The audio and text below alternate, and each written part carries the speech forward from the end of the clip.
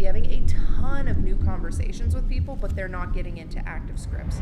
You just need those 3 cogs to run synergistically and at the same speed, whereas if you've got one that's going on like 1,000 revs per minute and the other are going on 10, like you can end up with too many calls you can't take, or I think it's figuring out which part of the business you can outsource with the least amount of risk.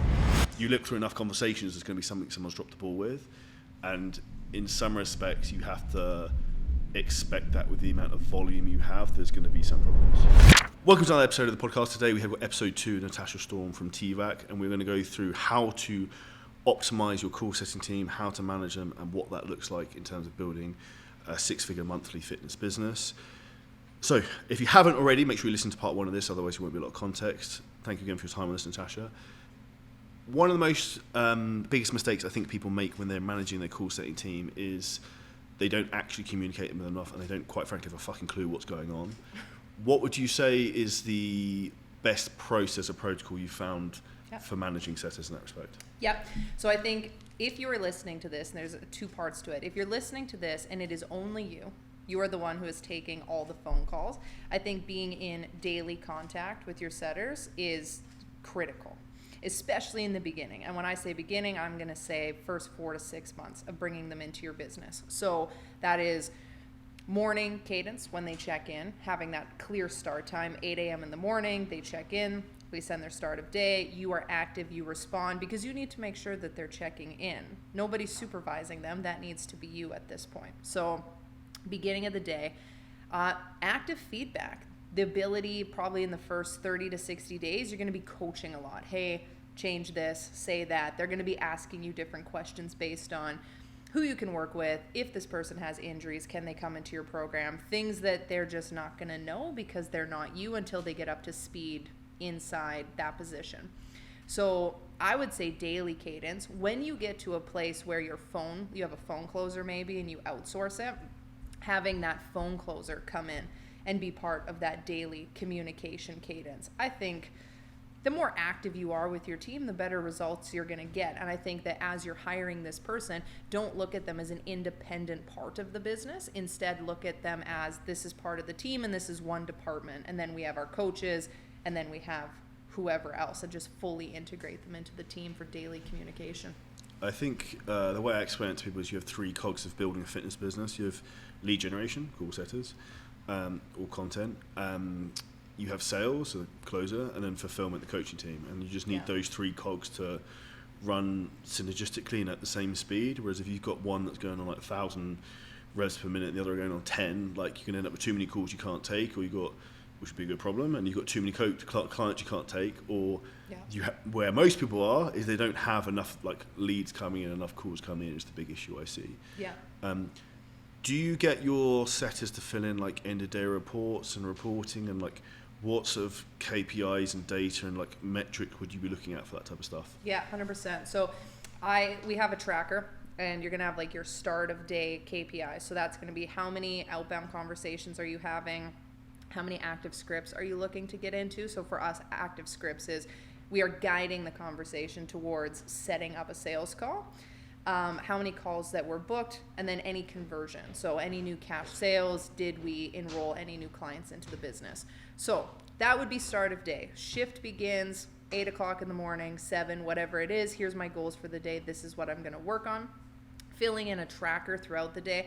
I'm big on a CRM. So somebody replies, we get them to opt in for a free guide, lead magnet, Facebook group, whatever someone's system is that they have set up. Tracking that, all the leads that you talk to into a CRM that are engaged leads and have shown interest. And then at the end of the day, here's the results that I was able to produce. So I said I was going to do this in the morning. This is what I completed at night. And that tracker is completely filled in. Expectation should be that they're filling in their data every single day. If you let somebody slide and skip data tracking for 2 to 3 days, it's the most irritating part of the job, but it's the only way that you can make solid business decisions. I think that also has to be a standard that's in place. What CRM do you recommend? Is it like is in Google Sheets, Google Documents, or an actual CRM system? Yeah, I personally love go high level. I think depending on where somebody's at in their business is going to determine what system makes the most sense. I think if you're running paid ads, you have like a mixed ads and organic strategy, I would say go high level. And then you integrate that with your Facebook group, with a Facebook page, and wherever those ads are running from. I think basic level, Google Sheet. This is who came in, this is the number of conversations we had, new convos, active scripts, calls booked, conversion. I like tracking those numbers because what I look for from somebody is how many new conversations does it take to get into an active script?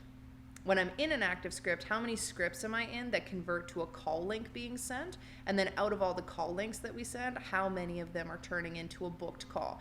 Coaches fail when bringing on setters or just running their own DMs, period, because they don't know the data and the metrics. Your setter might be having a ton of new conversations with people, but they're not getting into active scripts. Where's the disconnect between those two things? Are they not transitioning the conversation? Do they not know when to ask? Do they not know when to position like, hey, do you have any goals that you're working towards, and steer that conversation? Without tracking those two metrics, you don't even know which part of the DM process to go look at. Then you have your new scripts to call links that are being sent out. So now we're in a bunch of active scripts, but nobody's getting call links. How are you in 8 active scripts a day, but you didn't book a single sales call? What's going on? So that metric now allows you to go back and review, okay, well, we're in this script, but where is this breaking down? Did you not lean in when you should have? Did you not reply to this lead? Did you leave the conversation for 6 hours and now this person is ghosting you and there's a lack of recency in the DMs? So it allows you, when you track those metrics, to figure out what's going on in your lead generation process. And then you have your call booking links. Well, I sent out 10 call booking links this week, but only 3 people booked. Okay, why? Again, same process. And then calls booked, how many of them converted? Maybe we're booking a shitload of sales calls. We got 10 to 15 people getting on the phone and we're only enrolling 2 clients. Well, what's happening? Are they not financially qualified? Did they not understand that they were getting on a sales call? What did we miss in the DMs? So whatever system you build on a CRM, I think you should be tracking new convos, active scripts, call links sent, calls booked, and conversion. And that is like key metrics. You should understand that, and so should your setters. What part of that process do you think is the biggest problem that is going wrong for most people? Oof. Mixed bag. I think that a lot of people cannot transition a script into a call link being sent. They don't know how to run the DMs. They don't know how to pivot it and position it in a way that isn't a turnoff to people. So not just brand new follower right out the gate. Do you have goals? Hey, hop on a sales call with me. It's the nuance of when do I offer a free resource to nurture you more, and then I follow back up and funnel you to that call. So I think that's number one. People don't know how to transition a convo into a sales opportunity. I think the other thing is being able to get into active conversations. So you're outbound messaging 100 people and only 2 people respond. Man, that's a shit metric. That's a lot of work to get into 2 conversations. So the question is, what's your initial message? What are you sending to people? If it's on Facebook, is it going into their spam box? Is it going into their message request? These people aren't even seeing it. Could you send a voice note? Could you send a GIF? I'm real big on sending like name, exclamation mark with a fire emoji, and then a GIF of Wolf on Wall Street if I'm talking to a dude and like, what's good? Like, welcome to my community. They laugh, they find it funny, and then they're willing to have a conversation with me. So getting into a conversation and then being able to actively transition it to a sales opportunity. So what you just said there, what's good about that is a pattern interrupt. Because people are so used to like, the worst is someone pitches you a long fucking block message, copy and paste, and you're like, the fuck is this? Yeah. Like, I don't even read it, just delete it. Like, whereas something like that, it's a pattern interrupt. It makes you stop and you read and you look at it. Yeah. And then you take context for that. And I think one of the things you said there is really important. And like we said earlier on the previous podcast, the most important thing is what comes first. What comes first in the DM setting conversation is the first message. So like, if you take the first message percentage up in terms of response rate, Yeah. like you say, you go from 10% to 20%, you book twice as many calls. Yes. Because you fixed that one thing. Yes. Also helps with your content. When your content is super dialed in, it's very valuable. You're given a ton of free information. People are like, I love this dude or I love this chick. when they get that initial message from you, they're excited. You're a superstar. I've been watching you for the last couple weeks and I love everything you put out. That person is way more friendly and open to having a DM conversation with you. So it's, can that initial message be a pattern interrupt? Can it be fun? Can it be playful? Just creates a better atmosphere that people want to respond to you. And 2, is your content solid? Because if you're posting photos of your dog and you're inconsistent with the content that you're putting out, or it's very, join my program, I'm looking for 5 people that want to lose 20 pounds, and then they get this DM from James, they're like, fuck off. Like, everything I see from you is an ask. So I think it's a combination of both. Do you think people try and oversell too much on social media now? 100%. They're trying to make withdrawals when they've never made deposits. You're in the red. Who's joining your program, man? I think that we post so many CTAs. There's so many, hey, sign up for this, my free challenge, my promotion, and you just undervalue what you do. And then people's perception of you and your brand is you're greedy, you're salesy. Man, every time I see this guy, shit, he's always running another promotion and challenge, asking for clients. It's a turnoff. Versus the people who are like, give just so much value. They don't even make an ask. They don't have to, because they give so much that person associates their brand with generous. He gives more than he takes, or she gives more than she takes. I feel a sense of trust. They speak directly to me. And everything they ever put out just feels like it was made for me and it helps me solve my problem. Totally different game. Do you think not enough coaches really put much thought process into what the fuck they're posting and why? None. And like, it's just like, for me, it's like the sheep following each other off the fucking cliff. Like I said to someone yesterday, I was like, I feel like, because I see a lot of people copy my stuff sometimes, and I feel like just doing something really stupid and random and just see if I can start to get other people to copy it and see if they do the same thing. Mm-hmm. Yeah, I think that a lot of people are unwilling to be authentic.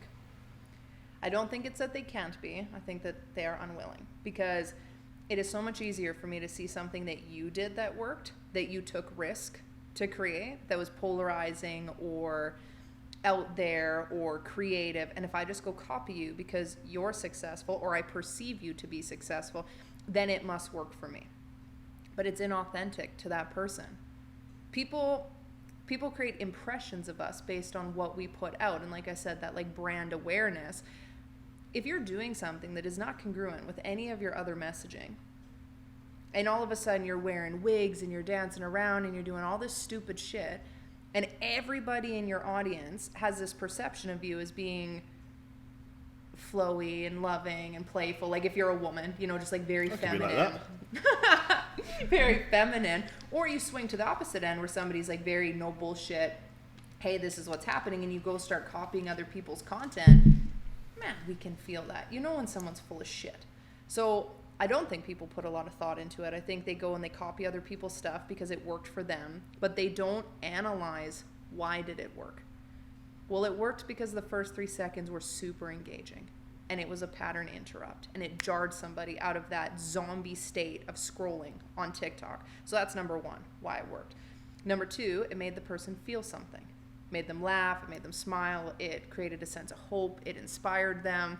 So that piece of content elicited an emotional response. Okay, dope. That's 2 things. Third thing, it told a story. It walked somebody through a journey, but people don't think like that. They just think, you posted this really cool video of a bag full of eggs, and then you popped a hole in it and the water came out and you started talking about showing your abs. And they're like, okay, that's dope, I'm gonna go create it. But they have no concept as to why that worked. It was a visual story. Somebody was able to see what you were talking about and conceptualize with imagery that piece of content you put out. And also why that piece of content did really well is made a massive fucking mess. So like one of the things is people comment, oh, I can't believe you've done that, there's water going over there, like how are you going to clean that up? Yes. And like when you can do something like that then creates people to engage, because they're like, what the fuck are you doing? Yep. It then just goes like, wow, they got like 14 million views on TikTok. Crazy, right? And it created a conversation in the comment section. I had a video go viral on TikTok, and it was a very like tough love, like polarizing message, but there's over 14,000 comments on it. Everybody had an opinion. What was the polarizing message? I basically said people's work ethic was dog shit. And then people are, we're living in a time where people call in sick because their dog died or their cousin 3 times removed had cancer that they haven't talked to. And everybody was like, I would absolutely call in sick if my dog died. And everyone was upset, but it popped off because of everything that's happened over the last couple years. But it created a conversation that then continued in the comment section, no different than, oh my God, look at that mess. Like, imagine cleaning that up. No one gives a shit about that. But it created a conversation, which then created that visibility. But people don't think about that. They just look at your content and they're like, oh, that's a cool idea. And then they go and copy it and they're like, well, why isn't this working for me? Be authentic.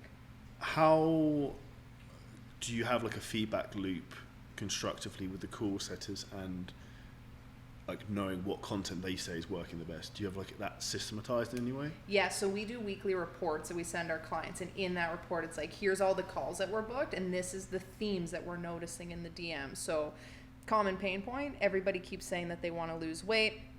So-and-so said they saw this piece of content of yours, they'll link it or they'll screenshot it and say, this piece of content started these 5 conversations and we were able to book 2 phone calls. So there's so much active feedback, and this is what we're noticing in the DMs based on what you put out this week. Another example is, I struggled to book calls this week and you haven't posted any social proof. So what I need from you next week is to put up 5 pieces of social proof for me. So they track the trends and then they send it in their weekly report, and we're able to show the coaches, when you do XYZ, we're able to generate better outcomes. And then if that coach takes it and they implement and they create better content, then it just makes the call setter's life easier. And if you're listening to this and you're like, well, how do I train that into my setter? You need to teach them how the whole process works. Because I think we bring people in and it's like, well, here's my calendar link, here's the DM script, grip it and rip it, and go have all these conversations. But they have no concept that you post content to create visibility, you're nurturing your leads, you're trying to drive traffic to the DMs to set sales calls. You got to teach them how the system works. They have no idea. So when you teach them that, you say, hey, when I post this content, we attract certain types of leads. Can you give me feedback on what you're seeing? Because that will help me create better content to tee up conversations for you. And then it's like, oh, holy shit. Okay, well, they need to know that Joanne is a babe and she wants to lose 30 pounds, and that reel you posted really just tipped her off the other side, because there's now an outcome attached to the back end of that piece of content. Makes a lot of sense. With call setters, what's the maximum amount of outbound messages you'd let them send in a day, and how many would you have a maximum in an Instagram account? Yeah, I think it's very dependent on each account. So some will just flag you on restrictions if you send over 100 messages a day. Seems like most Instagram accounts can get away with anywhere from like 100 to 150 outbound messages a day before it's like, hey, action block you for 48 hours. So I would time span it, 20, take an hour, send another 20, take an hour, send another 20. But I think a lot of people get fucked up that it's not about how much mass outbound can you do as much as it's, I want to do just enough outbound to get into active conversations with quality people to set sales calls. So what is the purpose of the outbound message? Also depends on what your system is. If the coach has leads because their content is doing what it's supposed to, there's so many inbound opportunities. So now we're not even doing outbound new conversations. We're just managing what's in the inbox, which is ideal for a setter. And as we were talking before, does the coach have the system in place for the setter to come in? So I would say max 100 outbound conversations a day. However, if that is your strategy, I would also consider the fact that you might have a lead flow problem and you should fix that. And it should be, can we start 50 to 60 new conversations with who's already in our audience, with the purpose of getting into 6 to 8 active scripts a day to set 2 to 3 super quality sales calls. That would be a preferred approach. So we do about 200 a day, and a bit like Icarus who flies too close to the sun, and we pushed it to like 500. And then my account got disabled for apparently data scraping, and and then I got it back 3 weeks later. But I don't know, they thought we were like scraping information off Instagram. But it was at the time we started to try and push the leads up. We also had like lessons you learned at businesses. Like we had a VA who was an editor who logged into Instagram account from Egypt, who was new, did a fucking VPN on. So I think that's more likely what caused it, but it probably didn't help. And now we go well under the threshold of that because it's not worth the hassle of things going wrong. Yeah. I'm not sure if this is one of the tools you use, but basically our strategy is we have someone logged in the account on the app, someone logged in on the account on desktop, and they take it in shifts and outbounding. I actually don't have access to the account myself at the moment because it keeps kicking me out. But we have, and then we have a team dealing with the inbounds on Meta Manager and then handling the conversations there, because you can message as much as you want on that and have as many people as you want without any issues. Yeah, we do that as well. So similar strategy, having like the meta for all inbound or follow-up. So the person who works in meta is just resparking the account, hitting old follow-ups that already exist. Another good strategy that works is having one of the people who's on mobile or on a desktop do all those outbound messages, which gets them into meta, and then basically tease up the people in meta to be able to run the inbox because those conversations have now been moved there. I'm a big fan too, though, of how can we get people off the platform, which is go high level. Can I get people to opt in? Free resource. Get your email address. Yes. Email, but also their text. So quick landing page, first name, cell phone number, email, here's my free 7-pillar fat loss, whatever it is. But now I have you in go high level. I can text you on that platform. I don't love being beholden to social media platforms because exactly what you said, you got your account locked out for 3 weeks. I think we work so hard to create content, generate visibility. You would be foolish to not collect an owned media source where you can nurture people on email or text or be able to reach out to them some other way, because you spend years building this account and Zuckerberg one day is like, nah, community guidelines. And like, you're done. Oh, Instagram, that was my main lead generation platform. Now my business is fucked. What am I gonna do? So I like the idea of being able to use Meta, desktop, mobile, and let's take it a step further and collect information so we can have an owned media source and then eventually be able to do outbound through go high level on text campaigns. That's why one of the big things we've done is really heavily diversifying. Before my account got disabled, I knew that day might come and it was incredibly foolish to have everything in like one system. So we use what's called our filthy marketing method, which is Facebook, Instagram, LinkedIn, TikTok and YouTube. But one of the big things we've started doing now a lot, we mentioned about phone numbers, is we're running Facebook lead ads. Anyone watching this, you might have been called by us. We're running Facebook lead ads to our free 4C course. If you want to opt in for that below, we'll probably call you. They opt into that and then we dial them. So we do outbound dialing like all day long. We've got 2 people like around the clock just dialing. Yeah. And that's been incredibly powerful because people are like, oh fuck, there's someone actually talking to me. Yes. Because people want to actually have a conversation. If they've opted in for something, they probably want help. Yes. Yeah. I think that we sleep on like opt-ins. So you get an application, you get someone from free email, free resource, call them. Get a hold of them immediately as soon as that person hits the account. Because like you said, they're not opting in just because they're like window shopping. Like they're very curious about what you offer. So I think that's a fire approach. And I think that there needs to be more urgency from the owner and setters. Something you said there as well as urgency, and I heard Alex Ramosi talk about this, and this is our goal. We're trying to bring on another dialer so we've got around the clock coverage. But it's if you can get someone, say you opt into our course, if we call you within 5 minutes, there's a 3 times response rate, 3 times the likelihood that you pick up an answer. Because you think if you're on your phone and you opt into something, the phone rings, you're like, fuck, like, and you'd also be like, shit, these guys are fucking legit, right? Like, yeah, that's fire. Yeah, I like that. That's the goal. We're not there yet, but like, give it a few weeks. Give it a few weeks. Yeah. I like that it's a few weeks. I think that's awesome. I think it weeds out 2 things come up when I hear that. One, the business owners that want to win are going to do it. Cool. Strategy that's going to work. We're going to get that in place and we're going to run with it. There's a lot of people who just don't want to work that hard, which is okay. But I think it's being clear on like what your vision is. But this is why you say about work hard, right?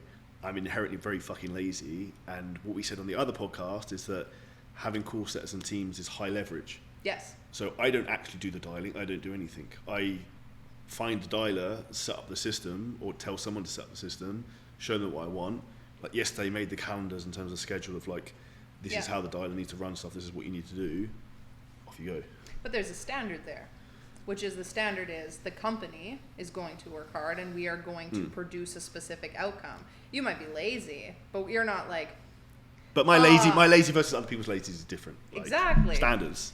Standards. And your lazy is it even lazy as much as efficient. It's like this isn't my job. This doesn't make the most sense for me to do. What makes the most sense is to contact somebody to figure out who should be doing this role. But this absolutely needs to be elevated because I have standards and I have goals and we're taking this company to the fucking moon. Because you're not coming from the place of like, I'm going to just sit margaritas and listen to this YouTube video and not go figure it out. You found the right person to build the system that you want implemented. So I would say in some ways that's working hard. You just work different.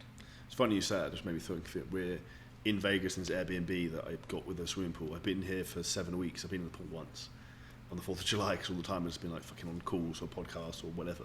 Exactly. But because I want to, like not because I have to. Because it's a choice. Because this is the life you are actively choosing to build and you enjoy what you are creating. And you wake up every day with the opportunity to take what is in here and turn it into reality. You've just gotten really good at figuring out this role is not for me. I need to delegate this. I need to outsource this. I need to find somebody else who can take it and fully optimize it so I can continue to think really big and do what needs to be done to move the company forward. With that being said, would you say operations are your strong point? Absolutely not. Really? I would say you come across very good with the operational side of things. I feel, so we have a general manager who just slays. Okay. That's his wheelhouse. I feel I'm very creative. Okay, so you're similar as me. So you have visionary and you have an integrator underneath them who's like, do this. Like, I've come up with this idea, make this happen somehow. Yeah, I feel I wouldn't even be as much as the visionary role in our company. So we have an operator who's our general manager. He's so good at taking like rubber meets the road. I'm like kite in the sky, very big on culture and brand and like just wanting to create an impact. I get super passionate about team and just the opportunity to change people's lives. But I'm very creative. I love to teach. I love to serve. I love to take something that is really complex and difficult and make it kindergarten simple for somebody. But I'm not as good at the operations because I'm just like a little bit airy.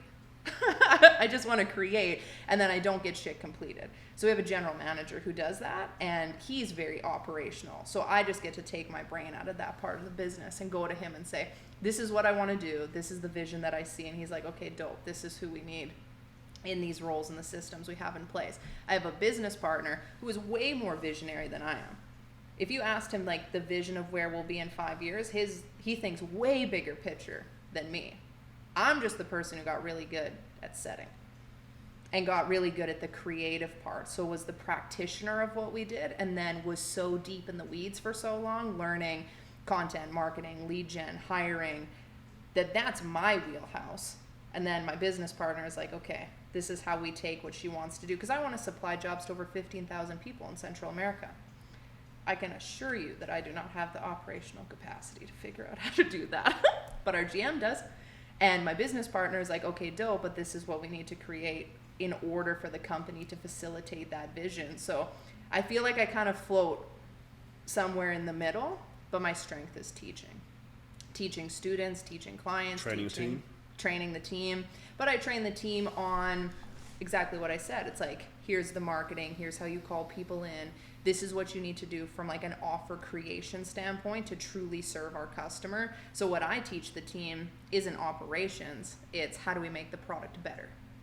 How do we make the product better from a buyer psychology? Because I would be a buyer of our product. This is what I would like to see. So I feel like that's where I spend the majority of my time. And then doing stuff like this. In terms of what you just mentioned, a lot of people probably listen to this maybe are a one-man band or have like one VA. Mm-hmm. How would you say you've gotten yourself into the position you are and like structured that, if that makes sense? Yes. So I think it's figuring out which part of the business you can outsource with the least amount of risk passing that to somebody else. So for me, very first person I ever hired was a VA or setter, one-man band. Hired her, made her fucking phenomenal at what she did. Fully replaced myself. Cool. I don't have to worry about the call setting. Then I took on recruiting when we started this company. So I was hustling people in the DMs, trying to find talent. I was recruiting them. I was doing all the interviews. I got pretty decent at doing that. Then I grabbed who I perceived to be as the best fit to replace me and was like, you need to take over the recruitment process of this. So I think it's, you grow, you train a new level, you stabilize, you figure out what that next hire needs to be to buy back calendar on your time, or time back on your calendar, and then you replace yourself and you train that person up to competency. I think our biggest failure scaling ourselves out of roles in our business when we don't have much capital is that we promote people to their highest level of incompetence, and then we leave them and we think that it's handled, and then the business is on fire behind us and we're not paying attention to it. You know what I said earlier about presuming? Yes, 100%. They've got this. Yeah. Smoke. Yeah, I don't need to check. By the time you see the smoke, it's too late. And then everything's on fire. And then now you're in a reactive mode instead of being proactive. So one-man band, it's what's the next role that makes the most sense to replace myself out of? Train to capacity, total competency. They can do it at 80% consistently, and they're pretty decent at it. And then you move on to the next role and you train that person up. I think by the time you get 3 to 4 team members under your belt, your other team members are now able to start helping train somebody else underneath them. Hindsight 2020, that's probably what I did building TVAC. What you just said there, I think, is one of the big things we've done is shadowing. So like when we bring a new person in, getting them to shadow and basically trained by someone else, and then incentivize that person based upon the performance of the new person to train them. Yeah. And that's what we did too. Like when I first launched TVAC, we went from 1 setter to 18 in less than 45 days. Like How many do you have now? Active that we manage, probably close to 80. We've placed over 300 jobs. So in the first year, we went from like the one person who started with me to over 100 setters. And we grew so fast. And growing pains, managing these people. Holy Friction shit. of scale, right? Yeah, we need managers, we need supervisors. Admin. There's so many moving pieces. But same thing, we shadowed. We had a handful of like really solid setters. We trained them to full competency, and then we'd bring new setters in and we would shuttle them underneath that person, and then they would train up their skill. And then we just started to do that. And over time, some of our best people who were good at leadership, we promoted them into a manager role, and now they help support those teams. But it's funny. It's like, how'd you do it? It's like, I think a little bit of skill, a lot of just grit, figuring it the fuck out, and just like being willing to endure for a long enough period of time to then have the capital to find other people that I could bring into the business who I didn't have to train. I think that is like the struggle as a coming up entrepreneur, because when you first start, you don't have the means to go hire someone and pay them $7,000 a month out the gate. Like that's all you're making. So you have nothing but time to trade. So I am forced to now train this person because I cannot hire somebody who is already more competent than me.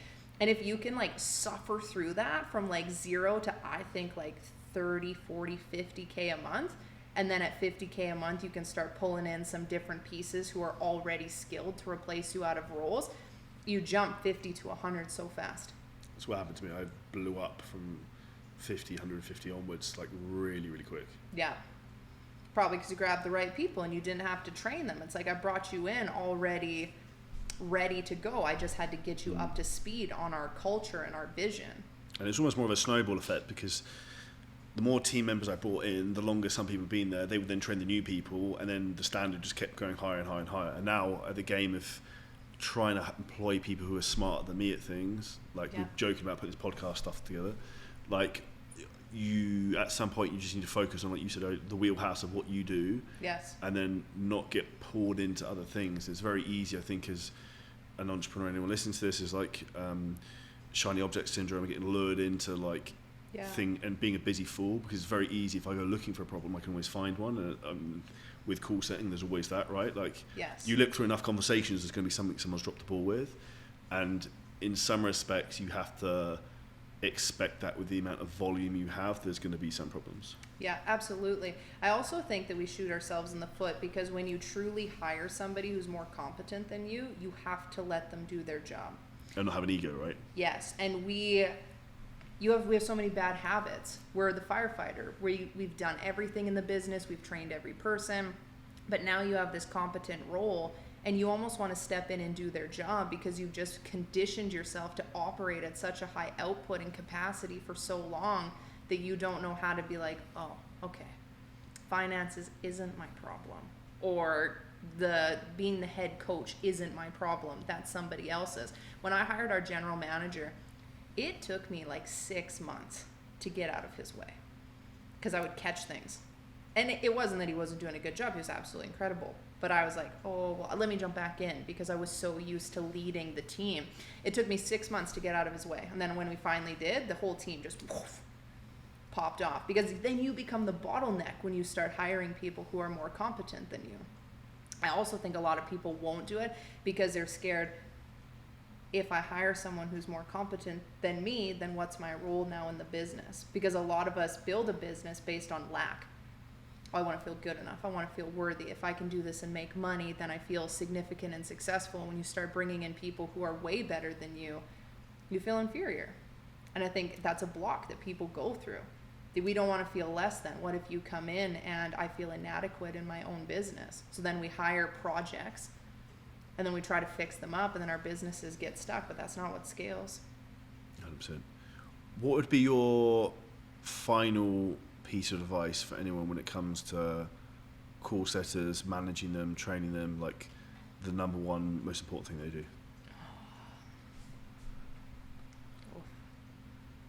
If you're going to hire somebody, you need to have a vision for where the company's going.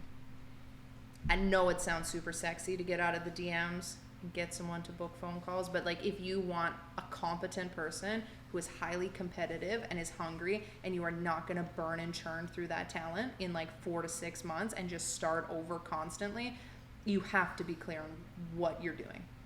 So we want the business to grow from $50,000 or $100,000 a year to $300,000 in the next 12 months. Cool. That's the vision. What is the mission behind what you're doing? We want to be the absolute best in the space, working with men who are 50 years old to absolutely transform their body. Like this is this huge vision that we have because people will buy into that and they will work their fucking ass off for a vision.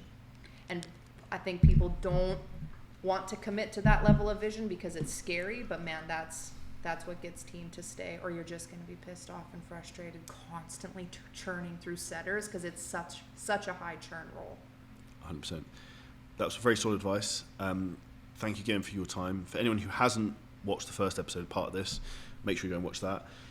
If you haven't, go check out Natasha. If you need help with call setting teams, check out Natasha. Link will be below the podcast video. If you enjoyed the video, smash the like button, drop a comment below with any questions, make sure you're subscribed, and we'll see you next episode very soon. And if you want free access to our 4C course, which I mentioned earlier, we will outbound dial you, but like you might as well opt in and get some free value. Hit the link below the video and you get access to that, and we'll see you next episode very soon.